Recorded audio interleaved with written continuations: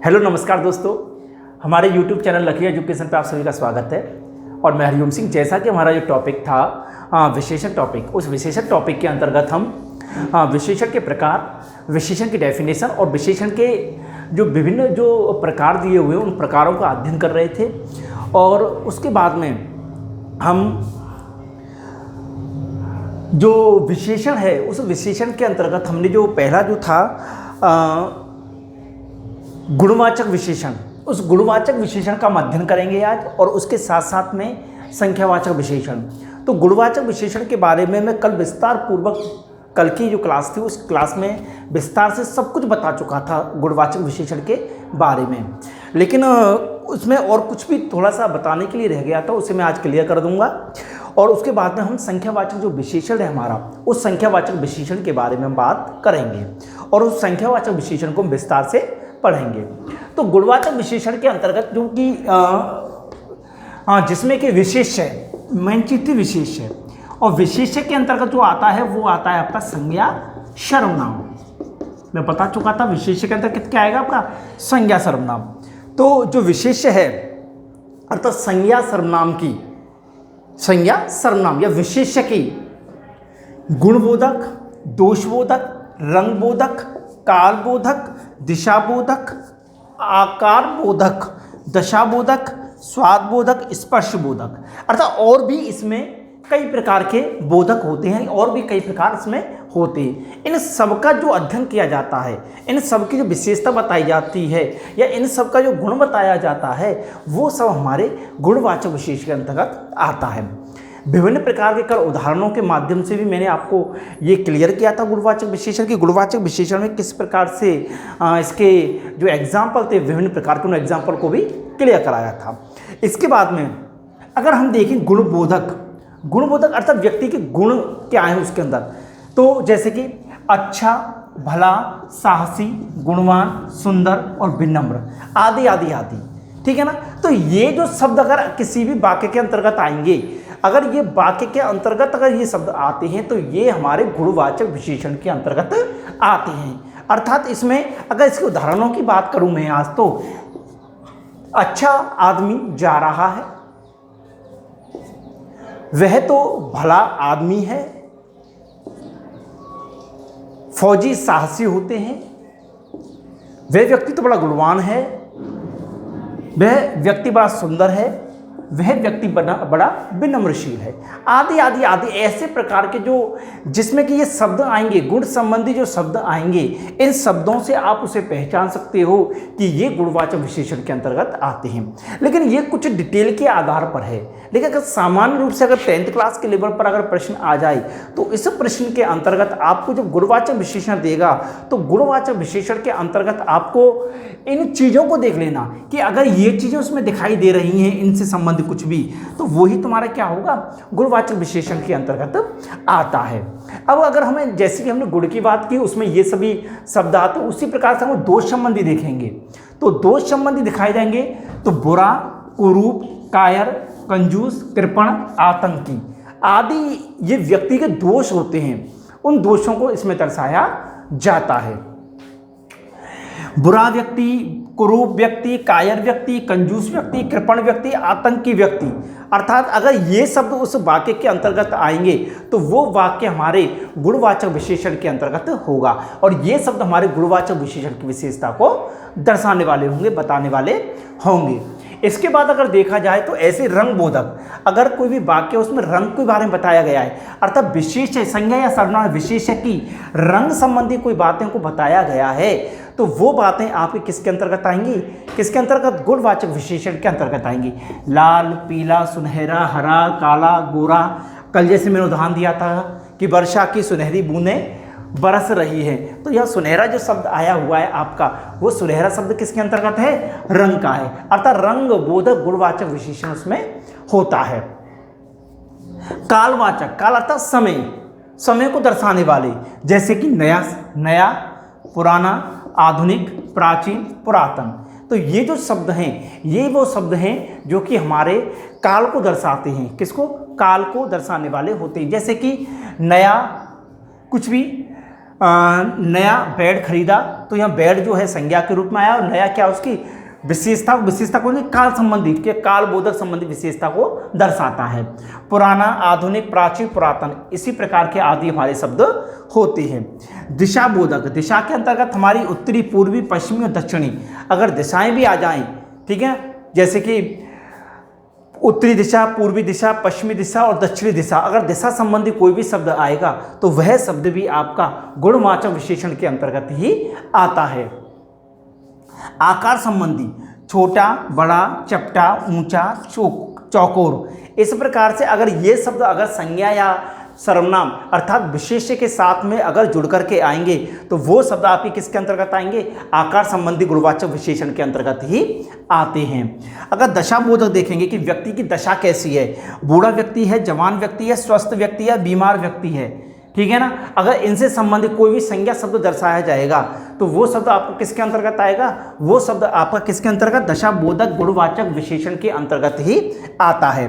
अगर स्वाद संबंधी बोधक, कौन सा, स्वाद संबंधी बोधक, खट्टा, मीठा, कसैला, नमकीन, अर्थात यहाँ पर कि संज्ञा से संबंधित जो प्रश्न आएगा उस संज्ञा से संबंध जुड़ करके खट्टा है, नमकीन है, मीठा है, कसैला है, चरपरा है, चरपरी है, ऐसे जो भी शब्द आते हैं आपके देसी, वो शब्द भी किस में आएंगे, स्वाद बोधक में आ जाते हैं।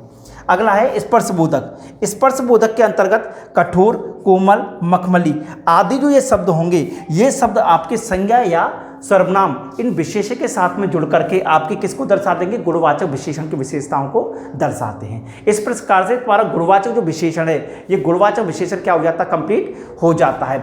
दूसरा जो विशेषण है आपका संख्यावाचक विशेषण, उस संख्यावाचक विशेषण को अब हम आगे देखेंगे।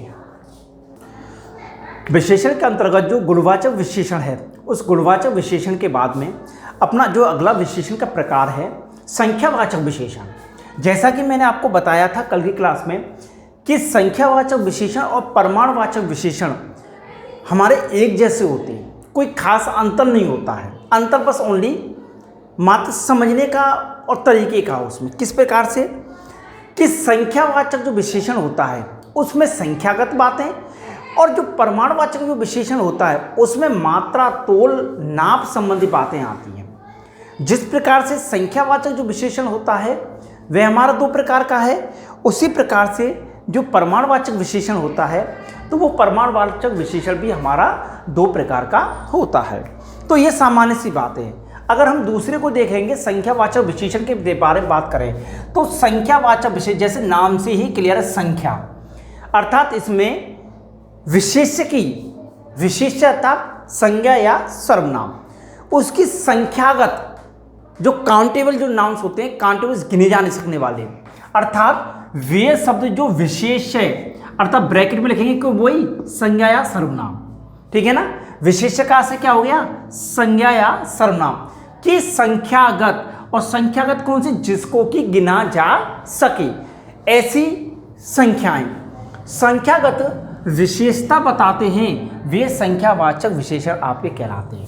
अर्थात ऐसे शब्द जो विशेष है अर्थात संज्ञा या सर्वनाम की संख्यागत अर्थात गिनी जा सकने वाली विशेषता को दर्शाते हैं, वे शब्द हमारे संख्यावाचक विशेषण के अंतर्गत आते हैं। अब अगर हम इस बात करें तो संख्यावाचक जो विशेषण होता है हमारा, वह संख्यावाचक विशेषण हमारा दो प्रकार का होता है। कितने प्रकार का, दो प्रकार का। तो संख्यावाचक जो विशेषण है वो हमारा जो दो प्रकार का होता है, उस प्रकारों के अंतर्गत पहला तो है निश्चित संख्यावाचक, पहला कौन सा है, निश्चित संख्यावाचक, और दूसरा है अनिश्चित संख्यावाचक। निश्चित संख्यावाचक और अनिश्चित संख्यावाचक ये दो प्रकार होते हैं संख्या के। अर्थात संख्या अगर निश्चित है तो निश्चित संख्यावाचक, संख्या अगर अनिश्चित है तो अनिश्चित संख्यावाचक, ये दो ही इसके प्रकार होते हैं। अब इसके प्रकारों के अंतर्गत अगर हम देखें, बात करें तो संख्यावाचक विशेषण, पहले हम बात करें संख्यावाचक विशेषण किसे कहते हैं, तो संख्यावाचक विशेषण के बारे में हमने बता दिया कि ऐसे शब्द जो कि विशेष है अर्थात संज्ञा या सर्वनाम की संख्यागत विशेषता को बताते हैं, वो क्या कहलाते हैं, हमारे संख्यावाचक विशेषण। लब इसके बाद में अगर हम निश्चित संख्यावाचक विशेषण की बात करें कि निश्चित संख्यावाचक विशेषण किसे कहते हैं, तो निश्चित संख्यावाचक जो विशेषण है कि निश्चित संख्यावाचक विशेषण वे शब्द जो विशेष है, विशेष का अर्थ क्या हो गया, वही संज्ञा या सर्वनाम, वही संज्ञा या सर्वनाम की निश्चित संख्या का बोध कराते हैं। अर्थात जो संज्ञा या सर्वनाम है, उस संज्ञा या सर्वनाम अर्थात विशेष्य की जो निश्चित संख्या है, उस निश्चित संख्या का बोध कराते हैं, वो हमारे क्या निश्चित संख्यावाचक विशेषण के अंतर्गत आते हैं। अगर इसमें बात करें तो इसमें गणनावाचक जो शब्द आते हैं, गणनावाचक शब्द का अर्थ होता है जैसे कि हम लिखें 1 2 3 4 5 6 7 8 9 10 आदि आदि आदि ऐसी, अर्थात ऐसे शब्द जिनकी गणना की जा सके। गणना का आशय है कि जिनको कि अर्थात जिनको गिना जा सके, ठीक है ना। ऐसे शब्द किसके अंतर्गत आते हैं हमारे, वो गणनावाचक हमारे विशेषण के अंतर्गत आते हैं। अर्थात ऐसे शब्द जिनको कि हम गिन सकते हैं, काउंटेबल, 1 2 3 4 5 6 7 आदि आदि ऐसी संख्याएं जो कि गणनावाचक के अंतर्गत आती हैं, जिन्हें हम गिन सकते हैं, वो हमारी निश्चित संख्यावाचक विशेषण के अंतर्गत आती है। क्योंकि इसमें एक निश्चित संख्या होती है, उस संख्या को क्या कर सकते हैं, हम गिन सकते हैं। अब अगर बात की जाए, दूसरा है हमारा समुदायवाचक। समुदायवाचक का आशय है जैसे दोनों, तीनों, चारों, पांचों आदि आदि आदि, ठीक है ना। तो इस प्रकार से समुदाय अर्थात पूरे समुदाय के बारे में गणना की जाती है, दोनों, तीनों, चारों, पांचों, छहों, सातों। तो इस प्रकार से एक संपूर्ण समुदाय को लेकर के जो बात की जाती है, यह बात हमारी किसके अंतर्गत आती है, निश्चित संख्यावाचक विशेषण के अंतर्गत। क्योंकि यह जो समुदाय है, वह समुदाय हमारे किसके बारे में बताता है, निश्चित बताता है कि दोनों अर्थात 2 ही हैं उसमें, तीनों अर्थात 3 हैं उसमें, चारों अर्थात 4 हैं उसमें, पांचों अर्थात 5 हैं। अर्थात एक समुदाय विशेष के बारे में अगर गणना कर दी जाती है, तो वह गणना विशेष जो होती है हमारी किसके अंतर्गत आती है, समुदायवाचक विशेषण के अंतर्गत आती है। अगर क्रमवाचक की विशेषता की बात करें तो पहला,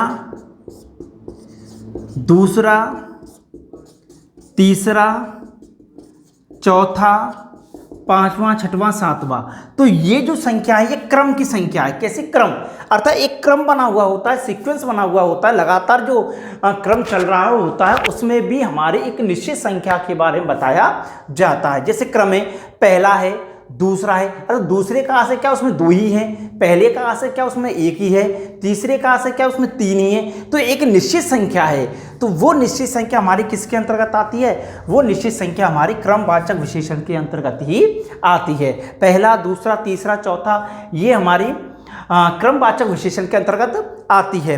अगर हम बात करें आवृत्ति, तो आवृत्ति में जैसे दुगुना, तिगुना, चौगुना आदि आदि, 5 गुना, 6 गुना, 7 गुना, तो ये है आवृत्ति। आवृत्ति माने बढ़ते हुए क्रम में, बढ़ते हुए क्रम में, ये दुगुना हुआ, फिर चौगुना हुआ, ठीक है ना, फिर 5 गुना हुआ। तो ये एक निश्चित संख्याएं होती हैं जो कि हमारे निश्चित संख्यावाचक विशेषण के अंतर्गत आती हैं। तो दोबारा देखें कि निश्चित संख्यावाचक जो विशेषण होता है हमारा, वह निश्चित संख्यावाचक हमारा जो विशेषण है, उस विशेषण के अंतर्गत विशेष है अर्थात संज्ञा या सर्वनाम की निश्चित संख्या के बारे में बताया जाता है। और वो निश्चित संख्याएं जो हमारी होती हैं, वो गणनावाचक निश्चित संख्याएं हो सकती हैं, जिसमें 1 2 3 4 आती हैं संख्याएं, आगे भी ऐसे ही आएंगी। एक समुदायवाचक विशेषण के अंतर्गत आता है, जिसमें दोनों, तीनों, चारों, पांचों संख्याएं आती हैं। क्रमवाचक में पहला, दूसरा, तीसरा, चौथा, आवृत्तिवाचक दुगुना, तिगुना, चौगुना आदि ऐसी जो संख्याएं आती हैं जो कि निश्चित संख्या का हमें बोध कराती हैं, वो हमारी निश्चित संख्यावाचक विशेषण के अंतर्गत आती हैं। अगर विभिन्न उदाहरणों की हम बात करें तो देखें, जैसे 2 लोग झील के किनारे बैठे हैं, 2। अब यहाँ पर जो 2 शब्द है, ये 2 शब्द गणनावाचक शब्द है हमारा। कौन सा है, गणनावाचक शब्द, अर्थात निश्चित संख्या को दर्शा रहा है कि झील के किनारे जो लोग बैठे हुए हैं वो कितने लोग हैं, वो 2 लोग हैं।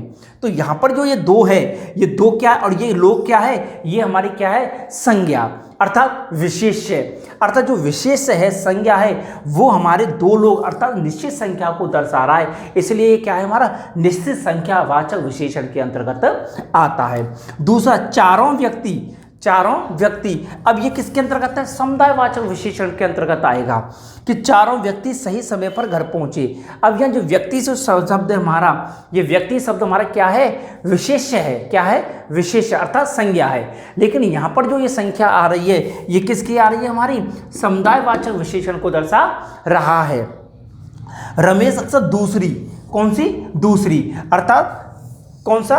क्रमवाच्य, पहला, दूसरा, तीसरा, चौथा, क्रमवाच्य, अर्थात ये क्रम को दर्शा रहा है, पहले को छोड़कर के दूसरे क्रम पर।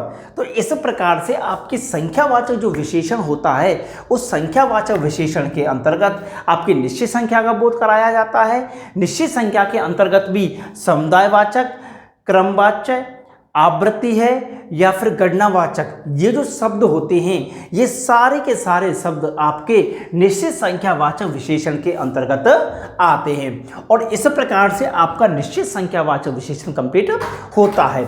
दूसरा जो है आपका अनिश्चित संख्यावाचक विशेषण। जिस प्रकार से निश्चित संख्यावाचक जो विशेषण था उस निश्चित संख्यावाचक विशेषण में मैंने गणनावाचक, समुदायवाचक, क्रमवाचक, आवृत्तिवाचक, इसके विभिन्न प्रकार के जो उदाहरण बताए हैं उसी प्रकार से हमारा अनिश्चित संख्यावाचक विशेषण होता है। जिस प्रकार से निश्चित संख्यावाचक विशेषण में निश्चित संख्यागत विशेषताओं का बोध कराया जाता है उसी प्रकार से अनिश्चित संख्यावाचक विशेषण के अंतर्गत हमारे वे सब जो विशेष्य का यहाँ पर फिर वो याद रहेगा क्या? संज्ञा या सर्वनाम, संज्ञा या सर्वनाम, संज्ञा या सर्वनाम की अनिश्चित संख्या का, कौन सी संख्या? अनिश्चित संख्या का जो बोध कराते हैं वे शब्द हमारे किसके अंतर्गत आते हैं? अनिश्चित संख्यावाचक विशेषण के अंतर्गत आते हैं। अगर इनके शब्दों की मैं बात करूं तो इनके जो शब्द होते हैं जो अनिश्चितता का बोध कराते हैं, अनिश्चित संख्या का बोध कराते हैं, उनमें कम, ज़्यादा, अधिक, सैकड़ों, हजारों, 1000, 2000, लाख, 2 लाख, अर्थात ये शब्द एक ऐसे शब्द होते हैं जो कि संख्यागत विशेषता को तो बताते हैं लेकिन संख्यागत विशेषता के अंतर्गत निश्चित संख्या है या अनिश्चित संख्या है उसको अलग कर देते हैं। तो हमारे जो ये शब्द हैं ये शब्द हमारे अनिश्चितता का बोध कराते हैं या फिर अनिश्चित जो संख्या है हमारी उस संख्या के बारे में बताते हैं। अगर इसके उदाहरणों के बारे में मैं बात करूं तो देखें, कुछ लोग पैदल ही जा रहे हैं, कुछ लोग पैदल ही जा रहे हैं, या कुछ जो शब्द आया है वह अनिश्चितता का बोध करा रहा है, अर्थात लोग तो हैं लेकिन लोग कितने हैं यह काउंटिंग नहीं है लोगों की। अगर यहाँ मैं लिखूँ 2 लोग पैदल ही जा रहे हैं तो यहाँ अगर मैं 2 जैसे ही यहाँ पर 2 लिखूंगा तो ये कहाँ चला जाएगा? निश्चित संख्यावाचक में गणनावाचक के अंतर्गत चला जाता है। तो कुछ लोग, लोग शब्द क्या हो गया? यहाँ लोग शब्द हो गया विशेष्य, लोग शब्द क्या हो गया? विशेष्य। तो यहाँ पर विशेष्य की क्या बता रहे हैं? कुछ शब्द विशेषता बता रहे हैं कि कुछ लोग पैदल ही जा रहे हैं। कुछ शब्द यहाँ पर कैसा है? अनिश्चितता का बोध कराने वाला है। घटना स्तर पर लोग अधिक, अब यहाँ अधिक जो शब्द है ये निश्चित संख्या को ना दर्शा करके किसको दर्शा रहा है? अनिश्चितता को दर्शा रहा है, अनिश्चित संख्या को दर्शा रहा है। अगर यहाँ पर मैं ये लिखूँ घटना स्थल पर जो लोग हैं वो तिगुने जमा हो रहे हैं, तो जैसे ही तिगुना लिखूंगा मैं तो आपका क्रमवाच्य जो क्रिया जो विशेषण है उस क्रमवाच्य विशेषण के अंतर्गत हमारा वाक्य हो जाता है। इसलिए यहाँ अधिक जो शब्द आया है ये अधिक शब्द ये लोगों की अनिश्चितता को दर्शा रहा है, अर्थात कोई निश्चित संख्या नहीं है कि वहाँ पर कितने लोग जमा हो रहे हैं। कम लोग, अब यहाँ जो कम लोग शब्द आया है ये लोग क्या शब्द है? लोग हो गया आपका विशेष्य। तो इस लोग जो शब्द है, इस कम जो है ये शब्द, ये लोग जो शब्द है उसकी अनिश्चितता के बारे में बता रहा है, दर्शा रहा है।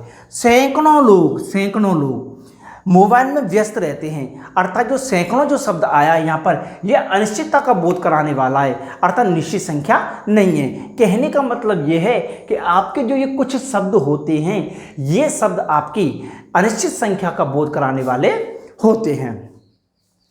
मेरे लिए लाख, 2 लाख, लाख, 2 लाख, लाख, 3 लाख, लाख, 4 लाख, अगर ऐसे जो शब्द आ जाएं अर्थात जिसमें कि निश्चित संख्या का आभास ना हो, ना ही पता लगे हमें, तो वो संख्या भी हमारी अनिश्चित संख्या के अंतर्गत आती है। इस प्रकार से संख्यावाचक विशेषण के अंतर्गत कुछ सामान्य सी ही बातें हैं, कोई ज़्यादा नहीं है। अगर आप संख्यावाचक विशेषण को समझ जाओगे तो उसी के आधार पर परिमाणवाचक विशेषण को समझना भी आसान हो जाता है। तो निश्चय संख्यावाचक विशेषण के अंतर्गत मैंने संख्यावाचक विशेषण की परिभाषा, उसके जो प्रकार हैं, निश्चित संख्यावाचक और कौन सा अनिश्चित संख्यावाचक, ये मैंने प्रकार बता दिए। निश्चित संख्यावाचक के अंतर्गत कौन कौन से आपके शब्दों का प्रयोग किया जाता है तथा अनिश्चित संख्यावाचक के अंतर्गत कौन कौन से शब्दों का प्रयोग किया जाता है, ये आपके सब कुछ कंप्लीट करा दिया गया है। आप ऐसा कि ऐसा ये पूरा की पूरा डायग्राम ऐसे ही क्लियर कर लोगे, इसमें आपका जो संख्यावाचक विशेषण है वो पूरा की पूरा आपका इसमें क्लियर हो जाता है। आगे जो अपनी क्लास होगी उसमें इसी के संबंधित जो अपना दूसरा विशेषण है परिमाणवाचक विशेषण, उस परिमाणवाचक विशेषण के बारे में बात करेंगे। उसके जो प्रकार हैं निश्चित अनिश्चित परिमाणवाचक विशेषण, उनके बारे में बातें करेंगे। इसी आधार पर उनमें जो निश्चय कैसे परिमाणवाचक विशेषण होता है, अनिश्चय परिमाणवाचक विशेषण कैसे होता है, उसके बारे में बातें करेंगे। ठीक है, धन्यवाद।